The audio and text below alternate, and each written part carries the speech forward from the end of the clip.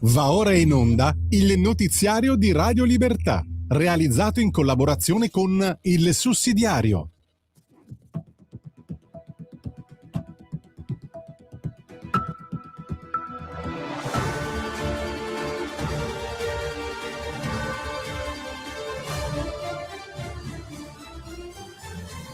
Benvenuti al TG di Radio Libertà in collaborazione con il sussidiario.tv. È giovedì 4 giugno 2026. Oggi parliamo dell'accordo con Bruxelles. 14 miliardi di flessibilità energetica per l'Italia, un risultato che Meloni e Giorgetti rivendicano con forza. Borchia però avverte: troppi vincoli verdi ancora sul tavolo. Salvini accelera sulle infrastrutture liguri insieme a Bucci e Rixi. Poi, un caso che interroga i filtri di ingresso in Italia, con un presunto operativo Hamas fermato mentre era diretto a Roma. Sul fronte internazionale, Rubio lavora a isolare Hezbollah in Libano. E infine, Pina Picerno lascia il PD di Schlein. La casa dei riformisti non c'è più. Il TG di oggi parte da qui. Restate con noi, cominciamo subito. Energia, spiraglio da Bruxelles. 14 miliardi per l'Italia. Il governo incassa da Bruxelles una flessibilità sull'energia che fino a pochi giorni fa molti consideravano impossibile. 14 miliardi in 3 anni, non un assegno in bianco, non un regalo, ma uno spazio di manovra conquistato al tavolo europeo per difendere famiglie, imprese e sicurezza energetica. Giorgia Meloni parla di risultato importante. Giancarlo Giorgetti rivendica il lavoro fatto in silenzio e con serietà. L'Italia non è rimasta ad aspettare i permessi dell'Europa. Ha imposto il tema dei rincari e della competitività. Ora, però, comincia la partita vera. Quei margini andranno tradotti in misure concrete, senza sprechi e senza farsi imprigionare dai soliti vincoli verdi di Bruxelles.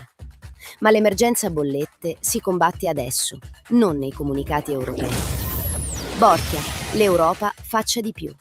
Ancora troppi vincoli da Bruxelles. La Lega applaude il risultato, ma non abbassa la guardia. Paolo Borchia, capo delegazione al Parlamento europeo, lo ha detto a Radio Libertà con parole nette.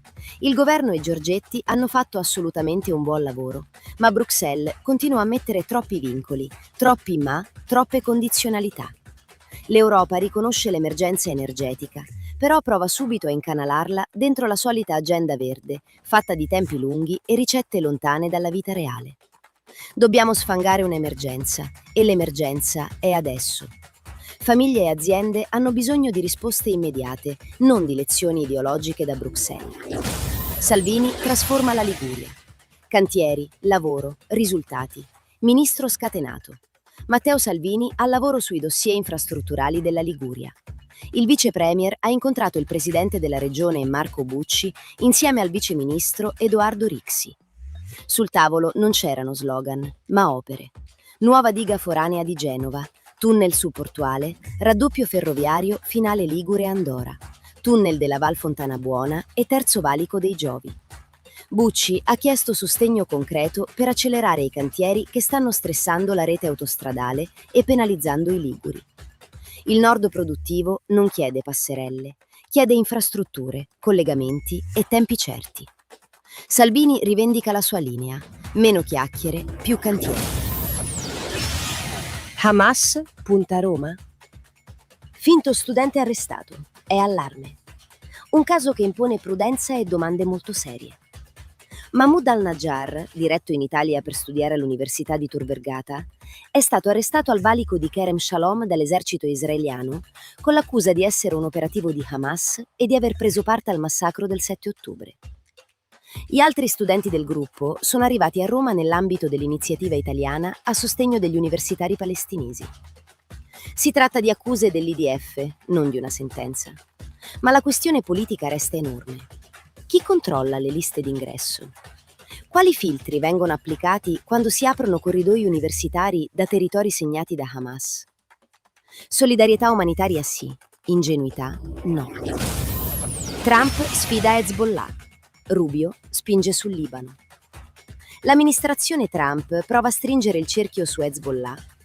Marco Rubio ha spiegato che gli Stati Uniti lavorano a un percorso di sicurezza tra Israele e il Libano, con l'obiettivo di liberare Beirut dall'influenza della milizia filo-iraniana. Hezbollah non è soltanto un nemico di Israele, ma una minaccia per il Libano stesso e il suo popolo. L'obiettivo è creare un quadro in cui Libano e Israele lavorino insieme al disarmo di Hezbollah. È la formula trumpiana applicata al Medio Oriente. Pace attraverso forza, chiarezza e isolamento dei proxy del terrore. Il PD perde pezzi. Picerno si dimette, riformisti emarginati. Il Partito Democratico perde un altro pezzo al centro. Pina Picerno, vicepresidente del Parlamento europeo, lascia il PD con una frase che pesa. La casa dei riformisti non c'è più. Aderirà al Partito Democratico Europeo nell'area Renew. Il dato politico è semplice. Il PD di Schlein parla di unità e campo largo, ma perde chi non si riconosce in una linea sempre più spostata a sinistra. Picerno denuncia ambiguità ed estremismi. Quando un partito rincorre il massimalismo, qualcuno prima o poi se ne va. La sinistra predica compattezza, ma nei fatti si sfarina. Radio Libertà, in collaborazione con il sussidiario.tv, presenta gli approfondimenti di oggi. Flessibilità tradita dal Green. Bruxelles pone paletti assurdi. Il governo ha strappato a Bruxelles 14 miliardi di flessibilità sull'energia. Ma attenzione, non è un regalo europeo né una vera libertà di spesa. Antonio Maria Rinaldi, economista ed ex europarlamentare della Lega, lo spiega con una formula tagliente. Non è una vera deroga, è una flessibilità condizionata alle priorità di Bruxelles. L'Europa riconosce l'emergenza, ma poi decide lei come l'Italia deve affrontarla. Rinaldi sintetizza: manca il pane, l'UE offre le brioche green. Il punto non è negare il lavoro di Giorgetti, che ha portato a casa margini importanti. Il punto è non farsi incantare. Se l'emergenza è oggi, non si può rispondere con promessi al 2030. Procure e giustizia spettacolo, il conto lo pagano gli innocenti. Fino a quando un'indagine può diventare spettacolo prima di una sentenza? Paolo Torricella commenta il protocollo del CSM sulla comunicazione giudiziaria e denuncia una deriva precisa. Lo show delle procure resta, mentre il conto lo pagano gli innocenti. Il bersaglio è il giustizialismo mediatico.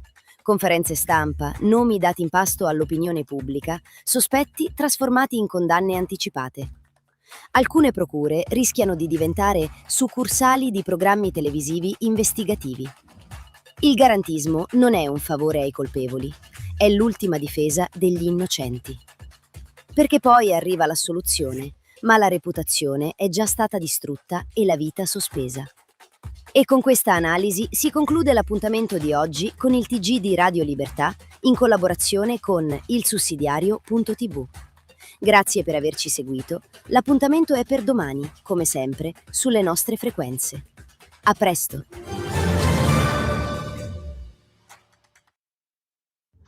Avete ascoltato il notiziario di Radio